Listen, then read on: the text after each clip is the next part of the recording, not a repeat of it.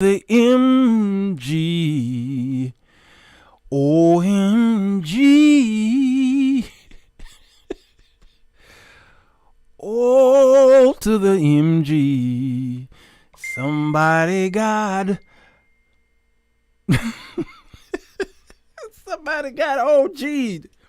Somebody got OG'd. Somebody got OG'd.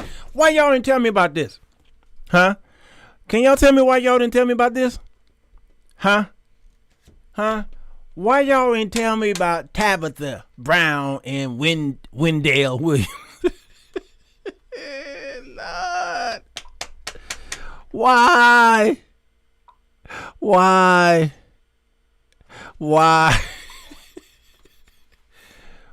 y'all didn't tell me about Tabitha? Okay, I just want to know why y'all didn't tell me about her.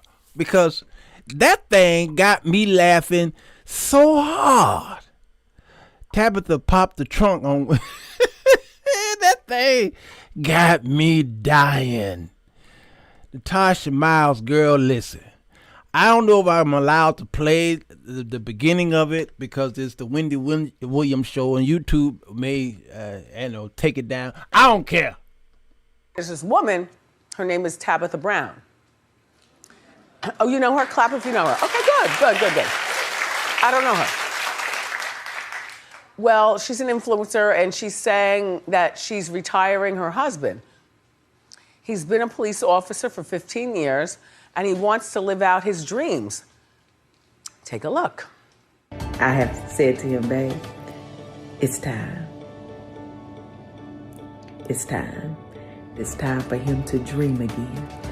It's time for him to think like a child and think, ooh, when I grow up, what do I want to be? And it's something else. It's time for a new journey, a new chance at life, right? And God has blessed us. He has blessed me that I can retire my husband.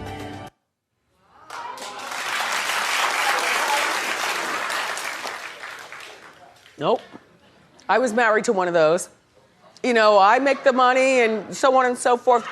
Go live your dreams, buy a business, stay with me, but go. You see how that turned out. I predict that this marriage is gonna be on real rocky ground in a moment. Live your dream. Then they invest in stuff and they lose the money. And then they invest in something else and the money gets swindled or stolen. Then they invest again, then he comes home and throws his bag down. And he's like, and she's like, what? And he's like, I can't do this.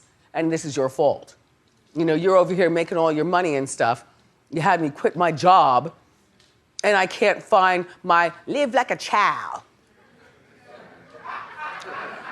No, but you understand what I'm saying? Do you understand what I'm saying? Like, no, no, you work. Being a cop was a big part of his identity. He liked it, but she came to him and said that. Clap if you understand what I'm saying. The pain this woman must be in. When did the pain? Wait, I can't play I can't play her response just yet. So Natasha, I just caught you up. Now because of you, I'm sure YouTube is gonna hit me for that, but I don't care. Man. All the pain. The pain that went through the heart. Now both parties were affected, okay? All right? Both parties are affected in a positive and negative way. It is obvious that Wendy Williams got some issues going on, had a broken heart based off of a man. And then Tanya TKO, whatever her name is, she jumped in there. Y'all go to Tanya TKO, and then she decided to do an hour show on, and she wanted to bury Tabitha. And then her people in the comment section tried to bury Tanya TKO. So what is this? This is the division of women, black women. The sisterhood is broke. How many times I got to tell y'all that the sisterhood is broke to it. Broke. Because at the beginning, hey, Jason, the shepherd pastor, I was getting ready to bring that up. The first thing that Wendy Williams said was, I never heard. How many of y'all heard of her? Oh, they clapped. They clapped. And she was like, oh, excuse me. She wasn't expecting that. And then she says, well, I never heard of her. At that moment right there, I knew this was not going to work out on Wendy Williams' favor.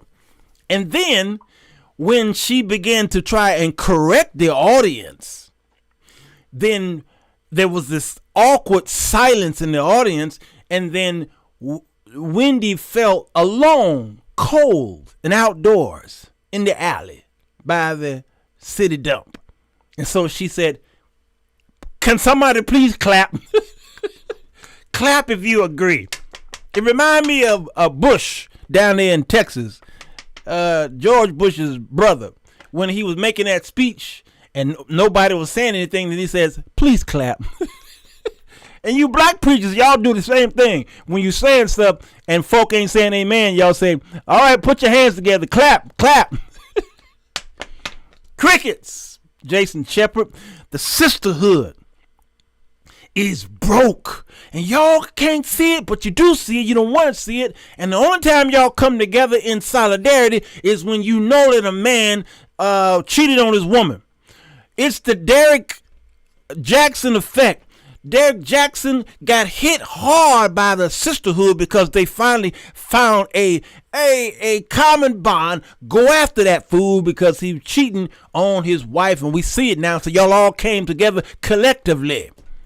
But in many cases in this situation, okay, is the sisterhood is so broke that when two people are so close together, her best friend and her, all right, and her best friend say, I gotta tell you something. What? I'm messing around with Mike Johnson. You are? Well, Mike Johnson is married. Yeah, I know, girl, but you know, he got some good blah, blah, blah, blah. And her best friend will keep that and hold that and find a way to secure that. And block that and put it in the lock deposit box and all this stuff, knowing that what this girl is doing is against another sister, because this man whom she's messing with is married to another sister.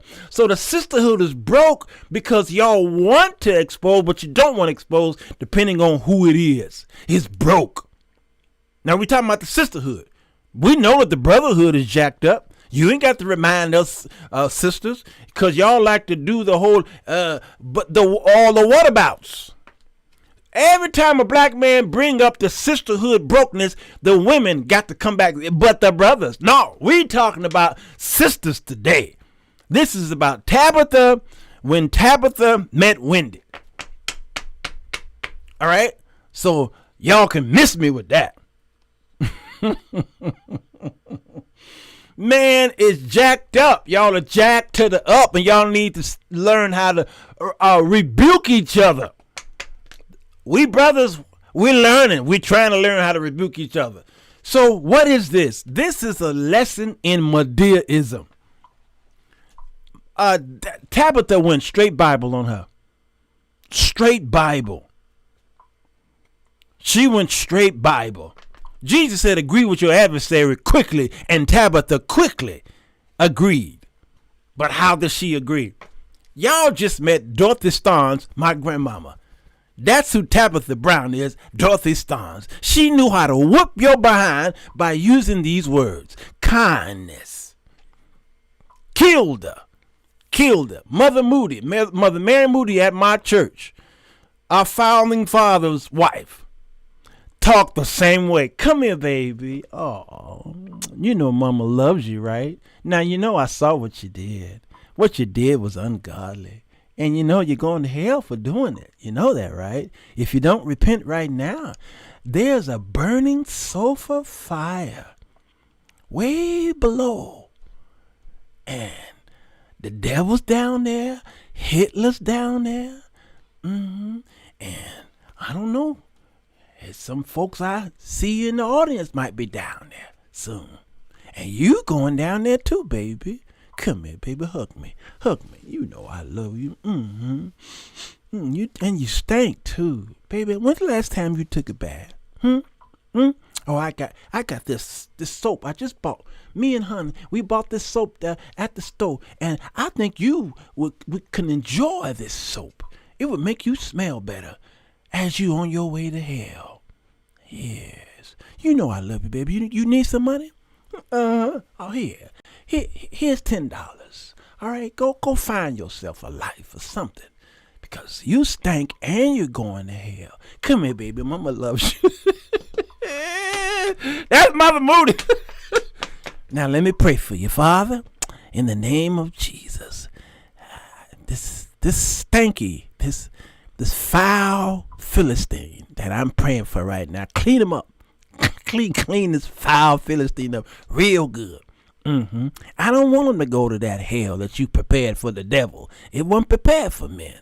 But this foul, nasty, stinking Philistine that I'm praying for right now, clean him up so that he won't burn in the fiery sulfur hell. Amen. You all right? You okay now? Come on, hug me. That's my boy. That's my boy. Now go sit down. Yeah, that's what Tabitha did. Tabitha said, now, Wendy Williams, you know I love you, right? I just hate that you don't know how to pick men. You tend to always mess around the garbage dump, baby.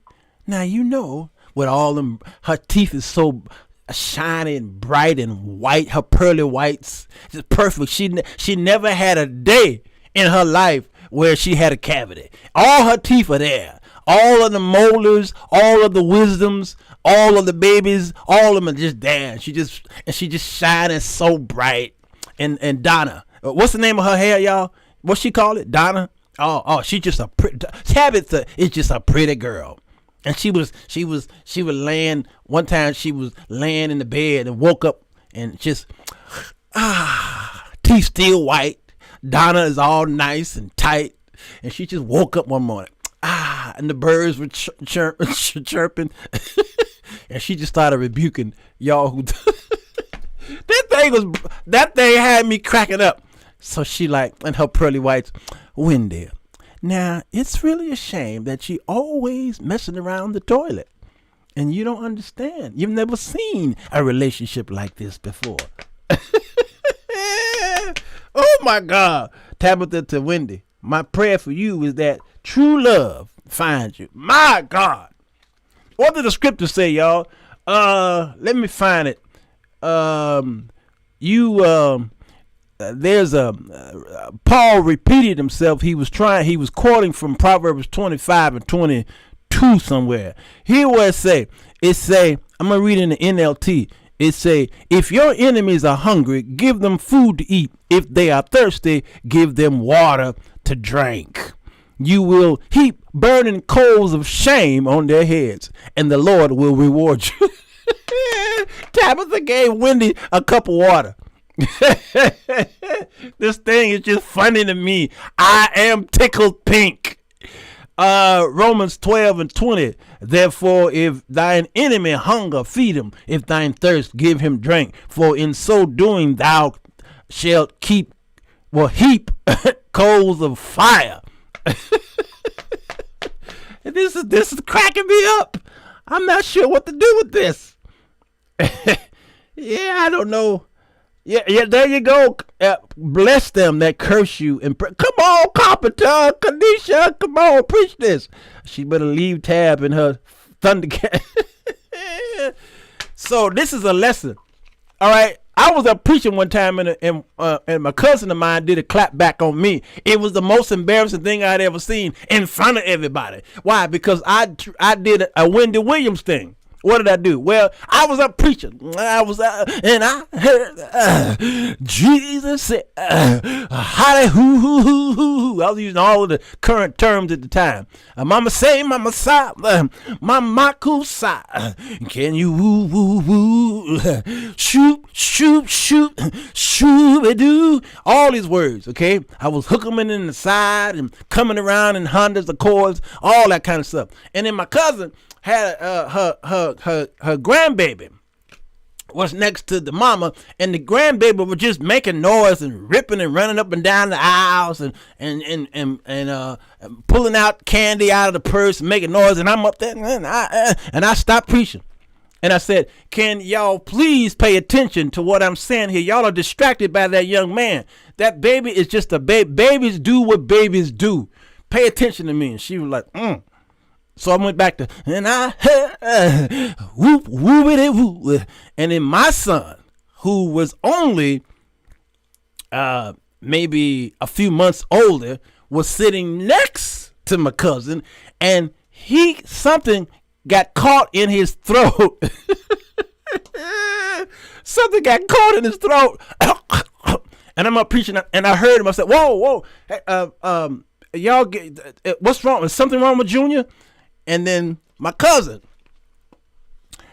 found a great opportunity to clap back.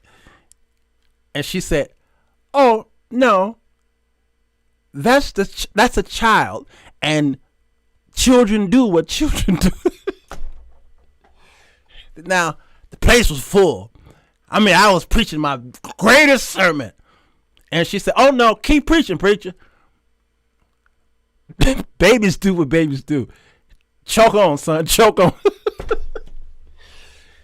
Listen, white folks, you need to get yourself, who said that? What comedian said? Get you some black friends, because they will show you how to shut it down. Get you a black woman. She will show you how to shut somebody down to where they will be crying in a fetus position and just rocking in a chair with the thumb in the mouth. How can such a David as Tabitha take down a giant like a Goliath like Wendy? You see, Wendy got the show and the producers and the associate folks and the network and all, and she's got the power to shut stuff down, and she's been jacking this up. Y'all remember the Clark sisters remark that Wendy Williams made, saying Snoop Dogg only did one gospel album and he became #1, but the Clark sisters, they never had a #1 hit. Y'all remember that?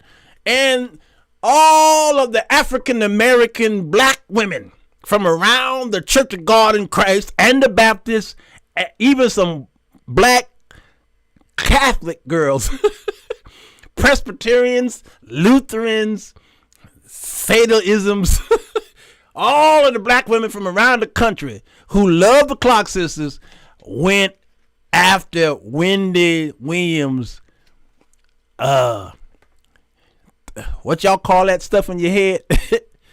the twist. What is that thing called? I know it may be some weave-a-thons going on. It's unbelievable. All right, they went to pull that girl's hair, and then Wendy had to make a a retraction. Oh, I got some notices. Oh yeah, you got some notices, all right. Snoop, yeah, Josh Snoop let her have it too. Oh, it was bad.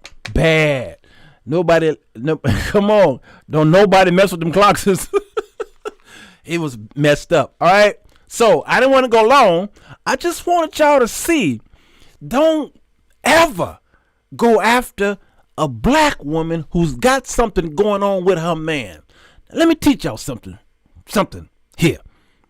Ladies, too bad that y'all let this feministic movement push you away from what God has ordained for you and your husband, or you and your man, you and your fiance.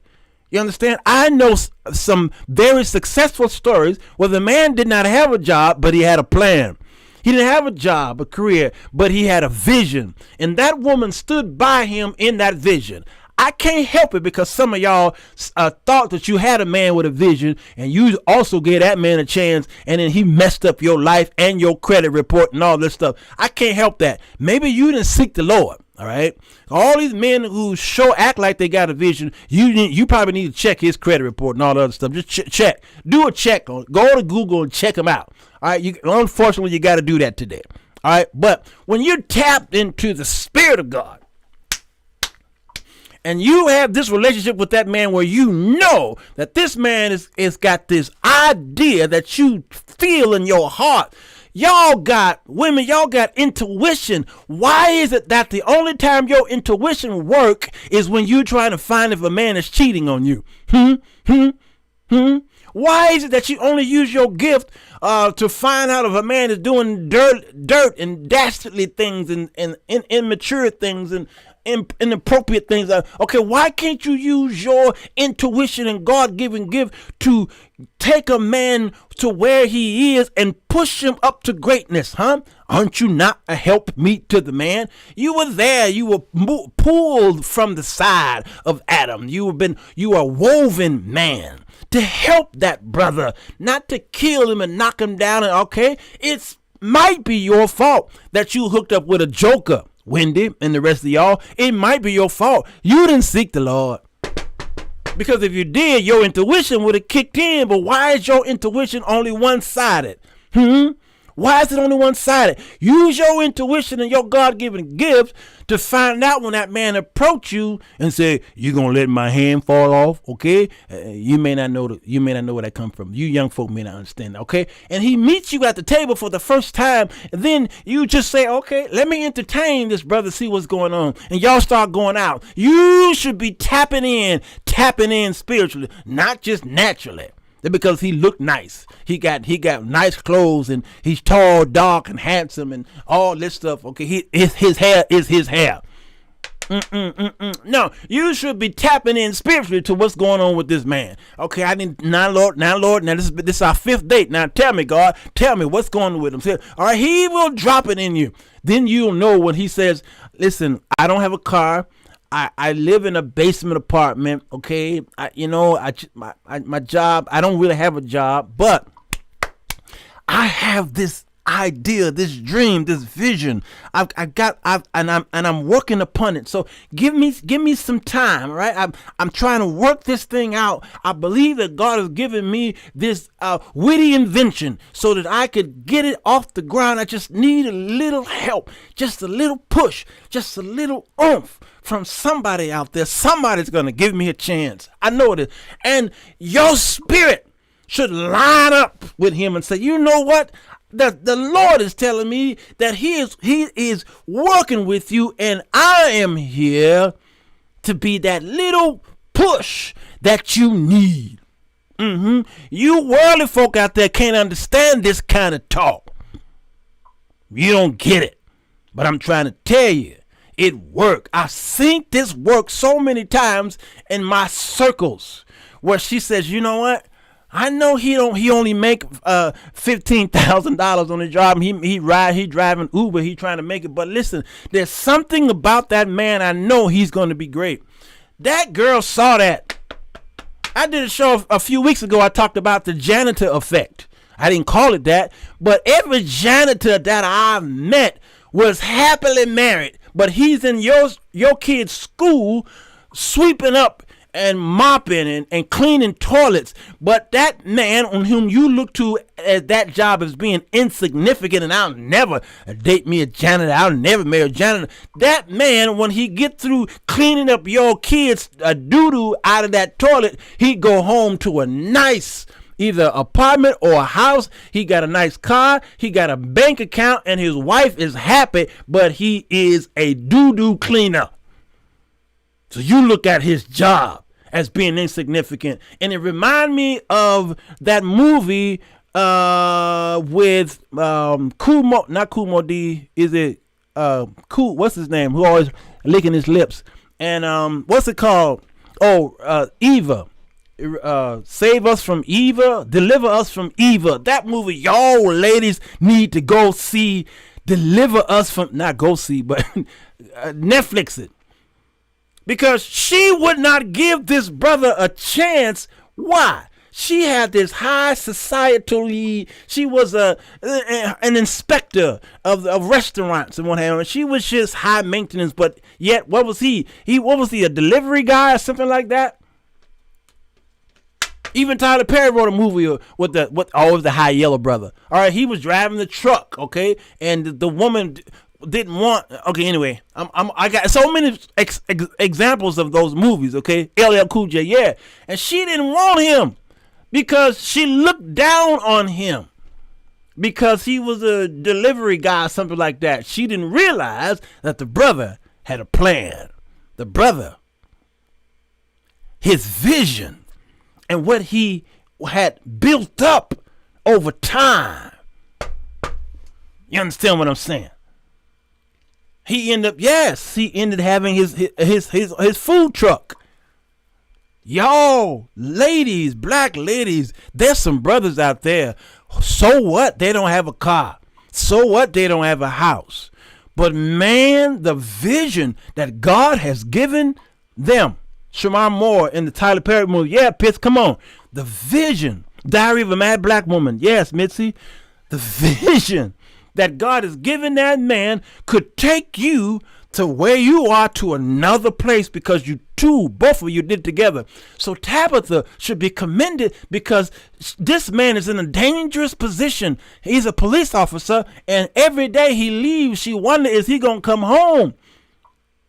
You understand? And so she said, he helped me. Now is my time and my chance to help my man. This my man. Stay out of my business. I'm about to help him realize his dream. So I'm going to retire that brother. I said, oh my God, today. And these sisters on YouTube, these YouTube sensations was trying to tear down Tabitha. But trust me, those of you who are tearing down Tabitha need to look in the mirror. Bring your man in there too. Find a room with a mirror in it. Bring your man in there. Wait, you don't have a man? Okay. Those of you who have a man, okay, bring him in the mirror room with you. All right. And both of y'all look in the mirror. I want y'all to examine y'all's situation in y'all's life. The ones who are tearing up Tabitha. All right. Bring your resumes in there too, because I'm coming in the room. I want to talk to the both of y'all to see why would you tear down something that God is building up and molding, and that their children, I don't know if they have children or not, but the children too would then be affected by what they saw the mama do, how she went to bat for her man. That is the stand by your man effect that we should be looking after. This girl was catapulted into the stratosphere by Wendy. She didn't know who she was, and I never heard of Tabitha Brown.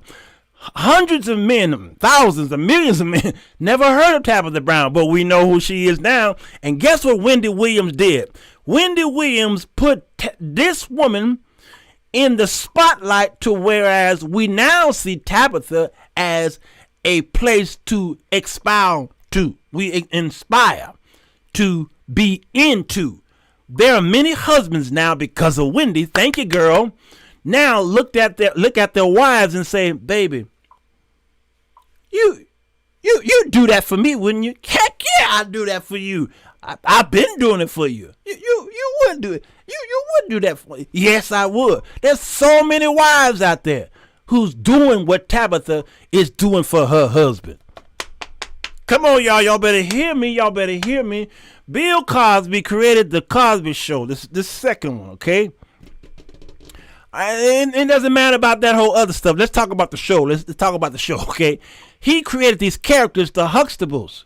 And the Huxtables seemed like to white America and black America that it was not something that was in America. It was made up. A black doctor and a black lawyer coming together to have children and going and their children are going to prestigious universities, living in a beautiful home like that.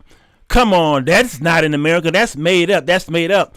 Well, Bill Cosby and what's her name, Felicia Rashad and the kids, the whole gang went on the Oprah Winfrey Show. Right as they were getting ready to end the series, I think they might have ended already. I can't remember. And they on the Oprah Winfrey Show. And who was it? I think Felicia Rashad was talking about how she says people from around the country were calling the show, calling the office and saying, oh my God, Dr. Huxtable is my father. And Claire Huxtable is my mom. And I'm Theo.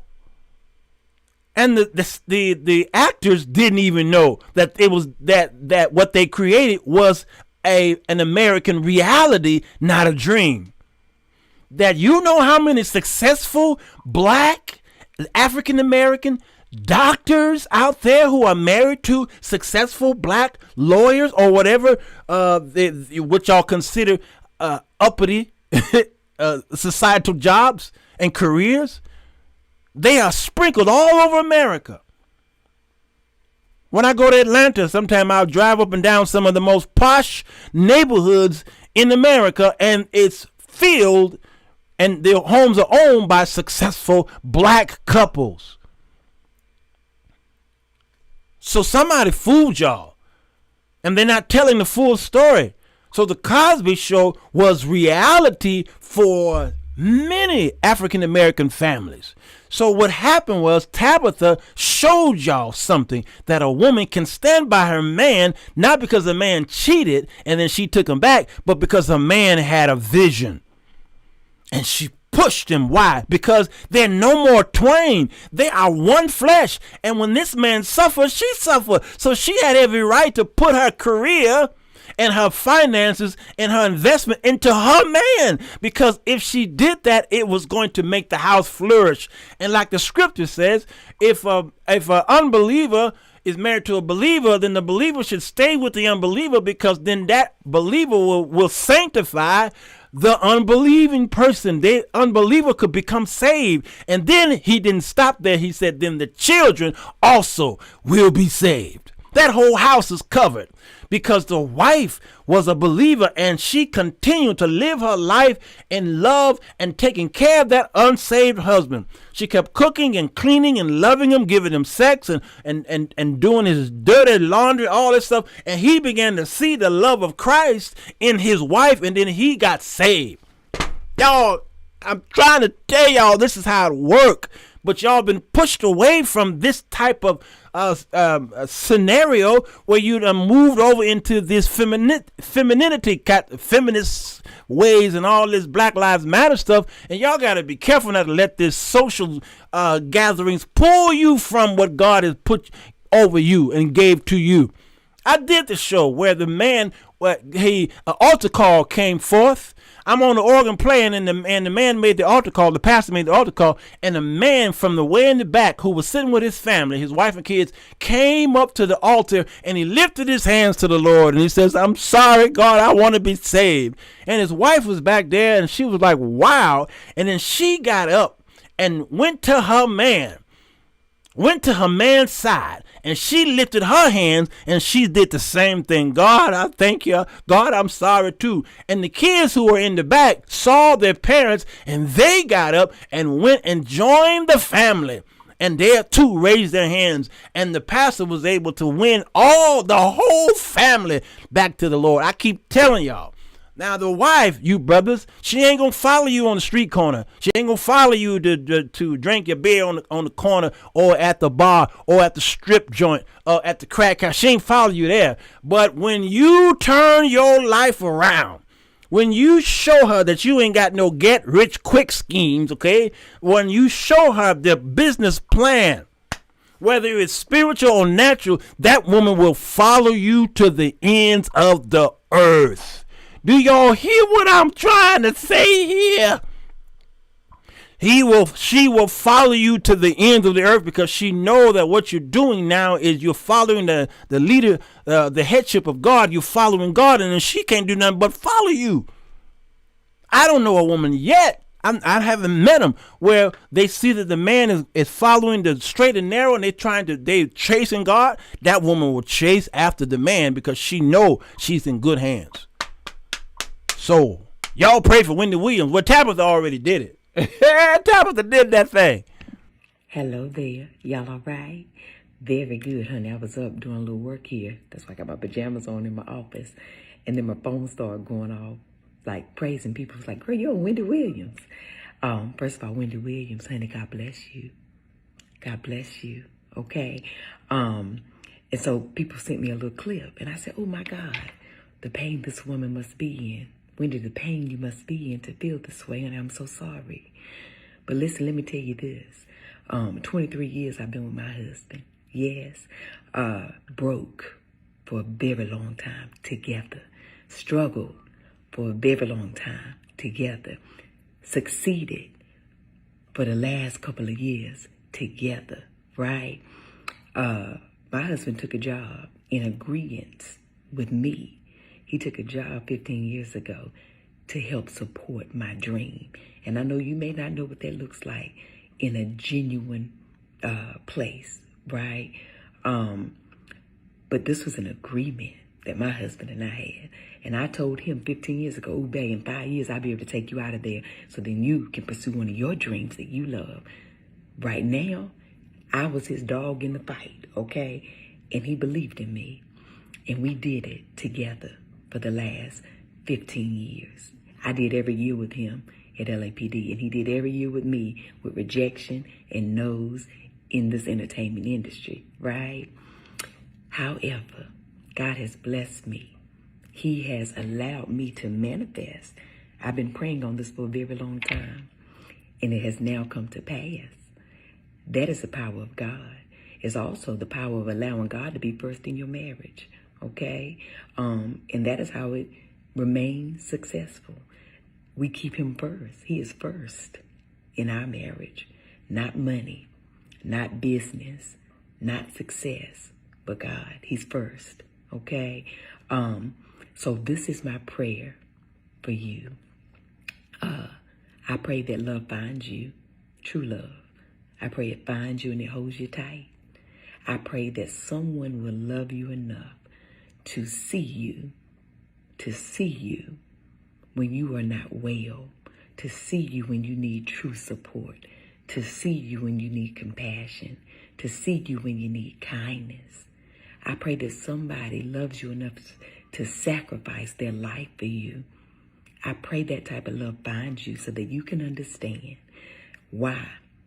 I don't want my husband to put his life on the line anymore wearing a bulletproof vest if he don't have to, and if that's not his desire.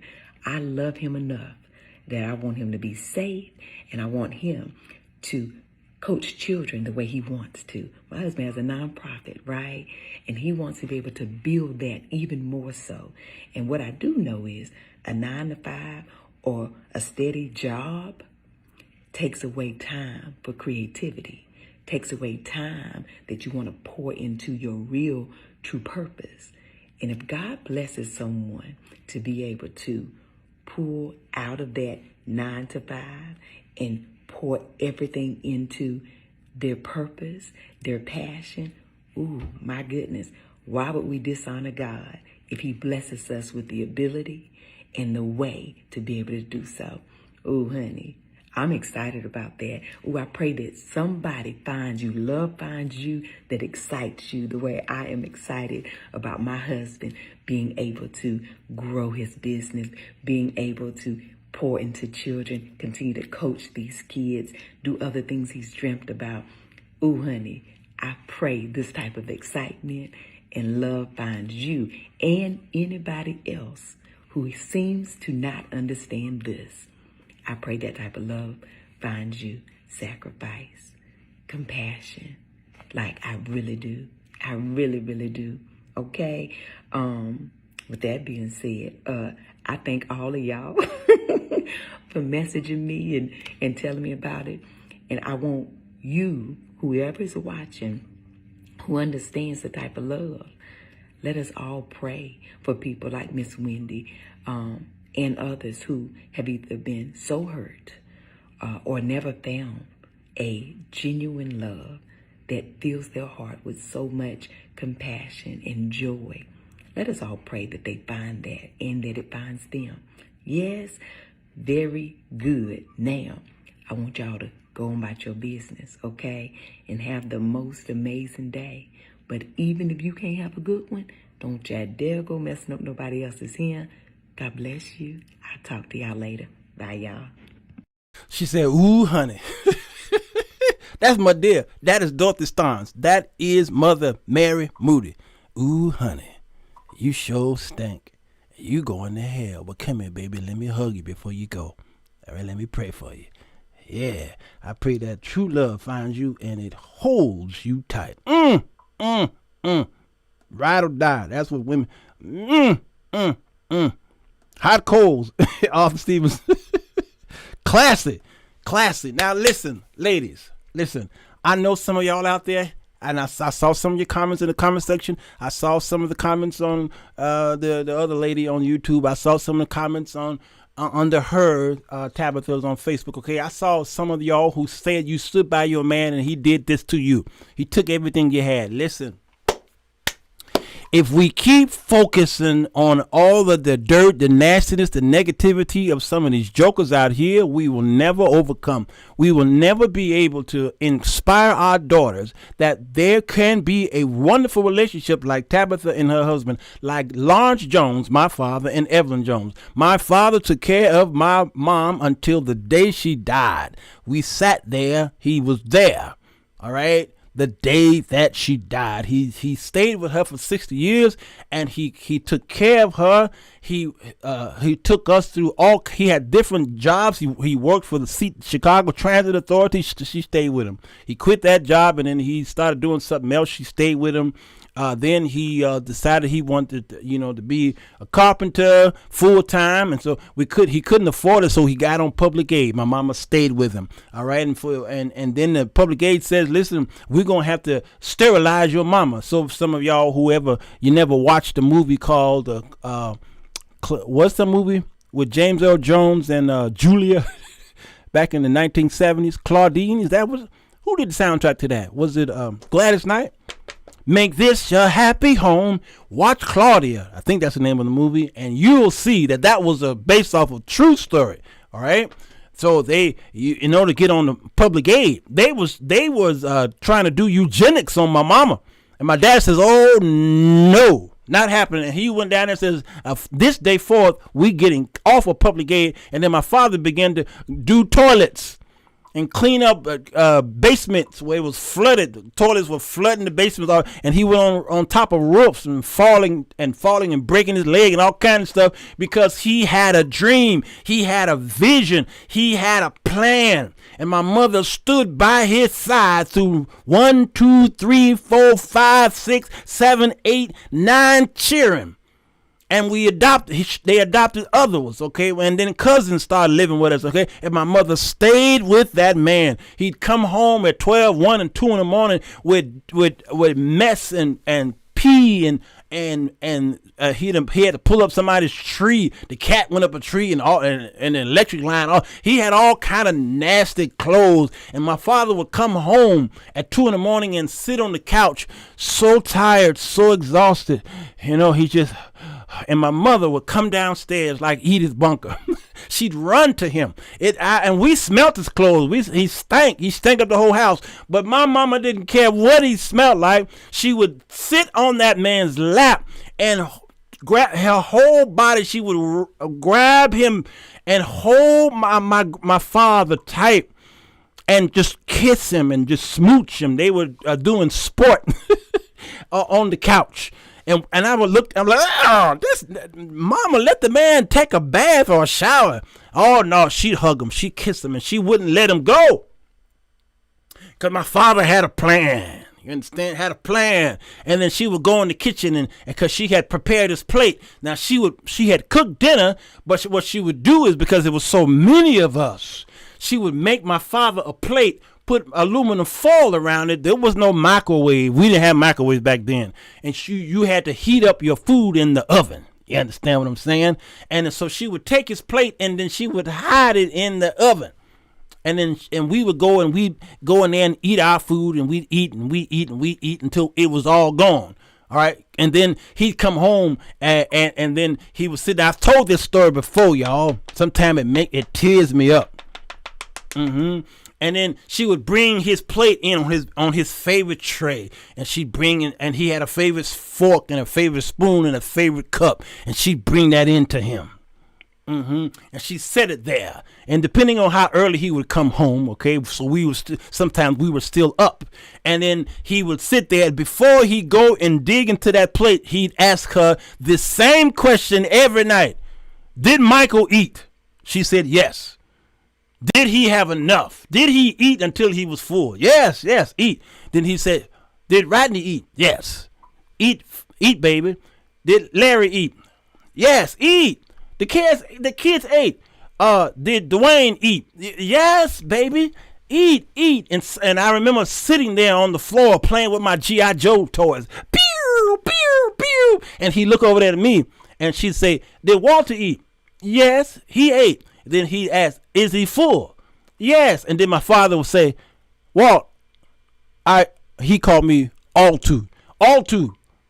Are you full? Well, here, come prove it.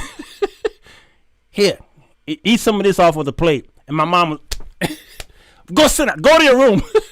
She wanted to make sure that her man was fed because little boys are like fish.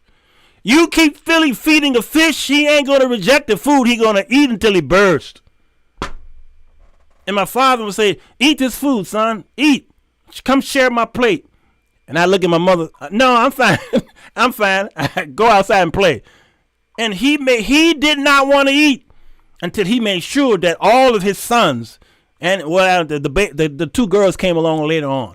So all his sons were ate. They ate and then they were full. And then he would eat. And then sometimes he would eat until he fall asleep in the plate. That's how tired he was. He was exhausted. And sometimes I'd come in the room and his face be in the plate because he was so exhausted. Mom was back there maybe cleaning our clothes or washing or doing something. And she'd come in there, oh, Lord. She called him Lawrence. And she'd pick his head up. And then she'd have us to take the plate away. And then she'd pull him up. My mom was, I don't know how she did it. Cause my father was he was a muscular man. And she'd pull him up and then walk him upstairs to the bedroom, take his clothes off, okay, and whatever she did, she made sure he had a comfortable home. Man, let me tell you, that was my father. He's still alive, and he still act like that today. If I go to the house right now, my father would ask, son, did you eat? I'm in my 50s. You eat? There's some food back there that I made some breakfast in, and if you need some more, let me know. That's still my father. You understand? Lawrence this is my nephew. He was always trying to make me eat his food. What I tell y'all, this is Rodney's boy, Lawrence. He did that not just to his children, but to his grandchildren.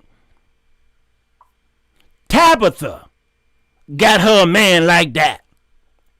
And the Wendys of this world have been abused by the antithesis of these kind of men.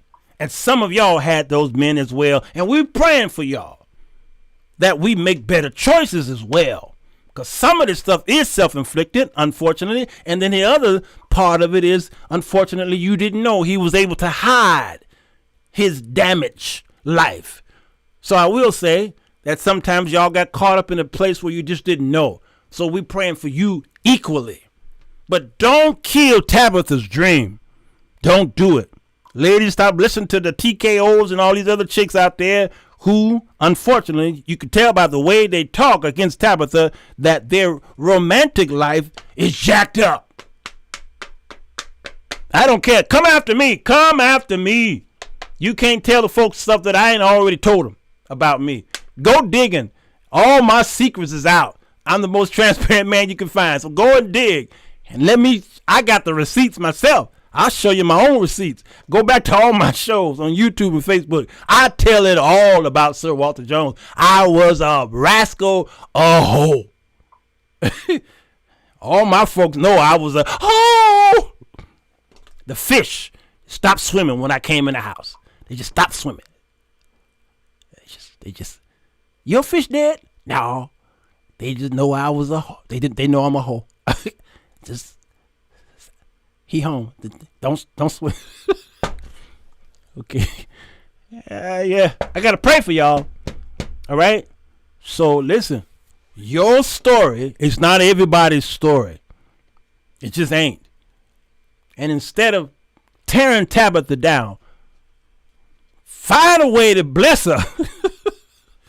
Find a way to encourage her and use her story as a case study for your daughter and your son. I love Tabitha. She is now my favorite person of 2021. Thank y'all for introducing her to me.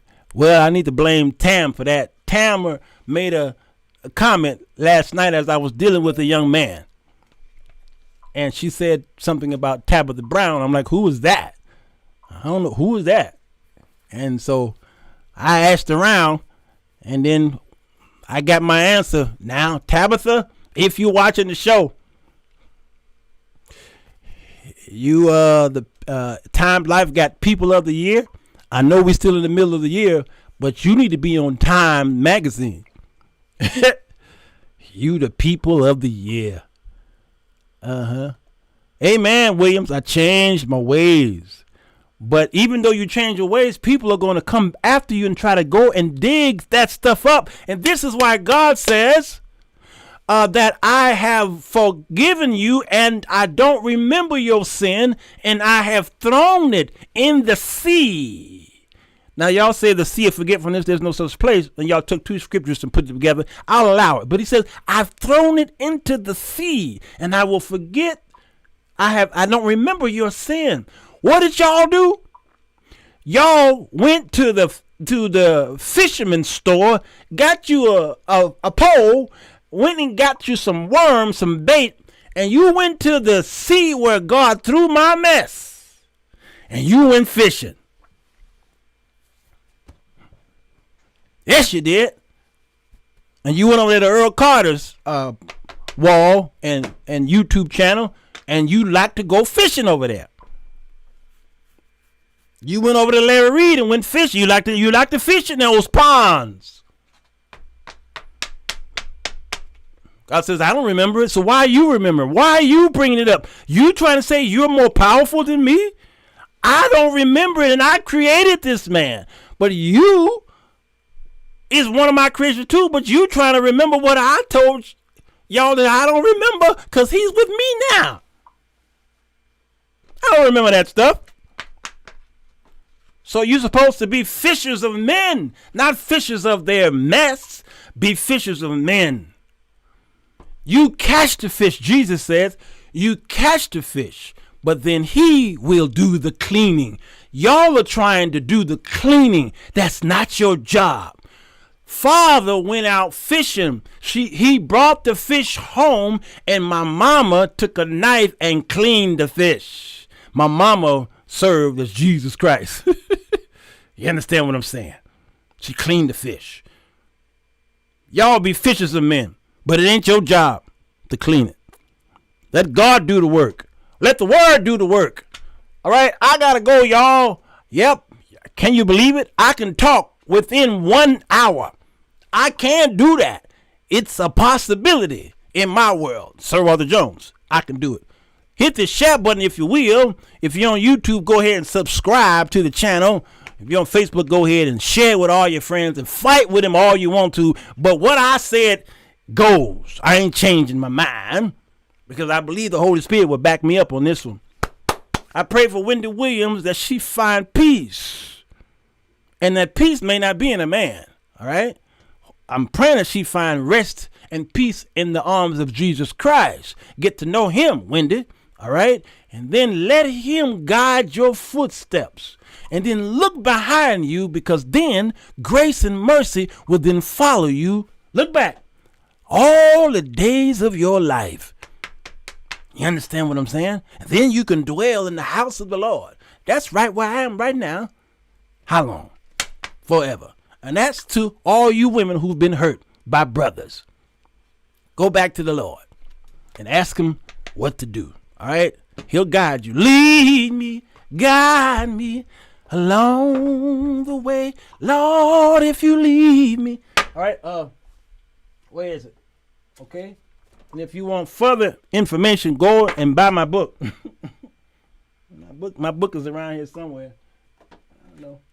Anyway, go on Amazon.com, The white lady will tell you where the book is. Go to Amazon.com and buy The 4 Women That Men Desire. And that book will help y'all understand why you may have the man that you have today. Because as far as I'm concerned, looking from the outside in on Tabitha Brown's life, Tabitha is Phoebe. Tabitha is Phoebe. And that man got him a good woman. He is blessed with that Phoebe. Y'all like, who's Phoebe? Go to Amazon.com and get the book. The white woman will tell you who it is. I love y'all. Ain't nothing you can do about it. Girl A. Sex is her superpower. This woman got skills, but adds no value to him. Girl B. Her brains and beauty is her birthright. She's his eye candy and his arm piece. Girl C. She's his mama, his teacher, his better half, his soulmate, and the apple of his eye. Girl D. She's dangerously desperate. She's his thin line between love and hate, and his fatal attraction. All that and more in the 7-volume book series, The Men's Chronicles, A Woman's Guide to Men by Sir Walter Jones. Volume 1 is entitled The 4 Women That Men Desire. Go to Amazon.com today for your copy. Hello everybody, this is Alexa, Sir Walter's wife. Thank you for listening to my man. Tune again tomorrow for the Sir Walter Jones Show.